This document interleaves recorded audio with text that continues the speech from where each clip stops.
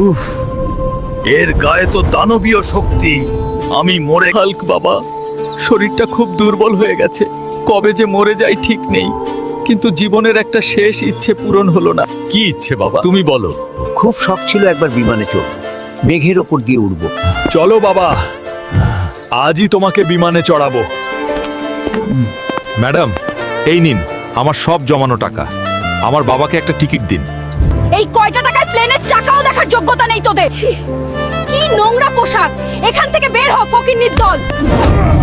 আমার বাবাকে ধাক্কা দিলেন, এই অপমানের প্রতিশোধ আমি নেবই। কাঁদিস না বাবা, ওরা আমাদের গরিব ভেবেছে। এই নে।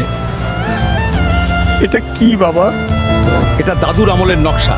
এয়ারপোর্টের পেছনের সমুদ্রে একটা ভাঙা জাহাজে 500 কোটি টাকার হীরা আছে। যা বাবা, ওটা নিয়ে আয়, ওদের দেখিয়ে দে আমরা কে।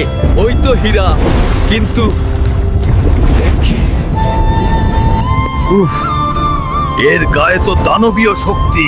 বন্ধুরা, আমি হেরে গেলে বাবার অপমানের শোধ নিতে পারবো না।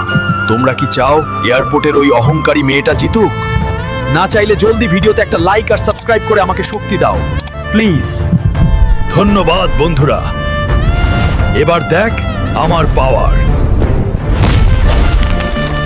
বাবা, আমি হীরাটা পেয়েছি। কে তুমি? ভয় নেই, আমি আপনার সাথে একটা ডিল করার জন্য এসেছি।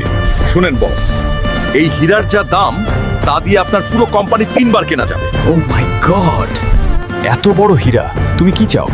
আমি আপনার পুরো প্লেন কোম্পানি কিনতে চাই, আর একটা শর্ত, ওই কাউন্টারের মহিলাকে আমার পার্সোনাল চাকরানি হিসেবে চাই। ডিল? ডিল, সব তোমার।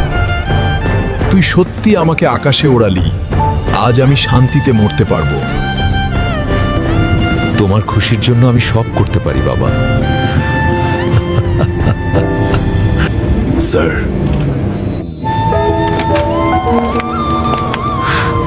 আমাকে মাফ করে দিন স্যার।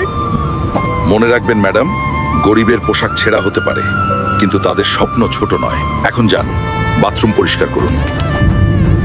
বন্ধুরা, নেক্সট ভিডিও মিস করতে না চাইলে এখনই সাবস্ক্রাইব করে বেল বাটন বাজিয়ে দাও।